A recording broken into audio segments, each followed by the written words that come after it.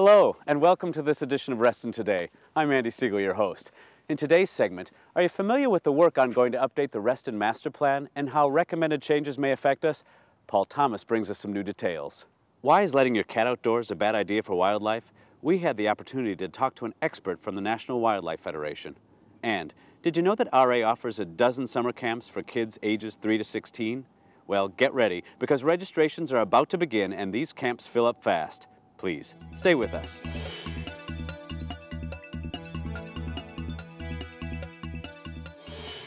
Some might not give much thought to the work the task force is doing to update the 47-year-old Reston Master Plan. However, the recommendations this group makes to the County Board of Supervisors will affect our community.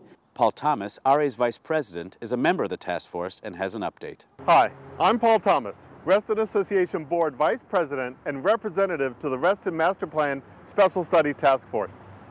Here's a quick update on what the task force has been doing and what is coming down the line. Phase 1 of the task force has focused on the areas around each metro station. Reston Wheatley Avenue, that's behind me, Reston Town Center, that's near Reston Parkway, and Herndon Reston West, and that's at the Herndon Monroe Park and Ride. We have proposed a couple scenarios for how the density and uses would look like in the areas close to each station area. While these scenarios are being tested by county staff to see how they would impact the transportation system and other infrastructure, staff are also drafting comprehensive plan text that reflects the work of the task force. Once the infrastructure analyses and plan text drafts are in, which we expect sometime in early 2012, the task force will have more time to work on Phase 1. As for Phase 2, the county is formulating a strategy for how they and the task force will take on the job of looking at the rest of Reston with an emphasis on the village centers. This next phase of the task force will be very important to our community, so go to reston.org for updates and to see how you can stay informed and get involved. If you own a cat or kitten, it's important to know the impact of letting your pet run free outdoors. Dave Mezejewski of the National Wildlife Federation stopped by last summer to speak with our own Melissa Knieven. Are you planning on getting a kitten, or do you already have one? Well, in the next few minutes, we'll be talking with some local experts on best practices to help keep your cat healthy and happy. I'm right here with David Mezejewski from the National Wildlife Federation, right here in Reston. Hey, David, Melissa. It's nice to meet you. You too. Can you tell us a little bit about how cats may impact the environment? Sure. Domestic cats are not native here to North America, and they make great pets, but when we let them out into the environment, they can actually cause a lot of problems for our local native wildlife. Isn't it just a part of their nature to be outside and hunt?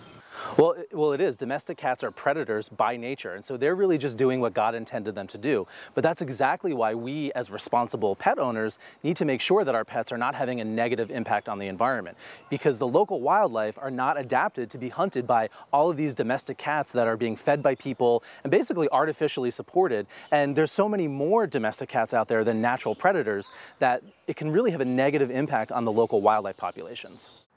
These negative impacts that Dave mentions are a serious concern. Scientists estimate that cats kill hundreds of millions of birds each year and 3 times as many small mammals. 2/3 of the bird species found in the U.S. have declined in the last half-century, and many have had a very sharp decline. Birds are not only beautiful and interesting creatures, they are an important natural resource. So please think twice before you let your cat outdoors. Generations of Restonians have grown up with the RA camp tradition. From campers to counselors, then managers and directors, even an RA executive vice president. How do you get your kids involved in this amazing tradition? Barb Beaver is here to tell us more. Hi, I'm Barb Beaver, the Camp Program Supervisor here at Reston Association. Though it's winter, registration for summer camps is just about to start. Come and be a part of this more than 35-year tradition. Member registration begins on January 30th, and non-member registration begins on February 6th. Both start at 8:30 in the morning. We offer 12 camps for ages 3 to 16, including 2 nature camps, 2 sports camps, science camp, and 2 job training programs. Our staff ratio is 1 to 7 or better, and we use and explore much of Reston's pools, parks, and waterways. These camps fill up fast, so to find out more, please visit reston.org and read about the many camp opportunities available. Enroll online or visit us at our headquarters building at 12,001 Sunrise Valley Drive in Reston. We really hope to see you and your camper this summer. If you're interested in guiding the direction of the Reston community, consider running for the RA Board of Directors. 3 seats are open in the upcoming election. There are 2 at-large seats and 1 for the South Lakes District, where you must reside. Both owners and renters are eligible to run, but hurry! The deadline for filing is 5 p.m. on February 3rd. You will find forms on our website, and if you have any questions, contact the number on your screen. I'm your host, Andy Sigle. As always, thanks for joining us for this edition of Reston Today.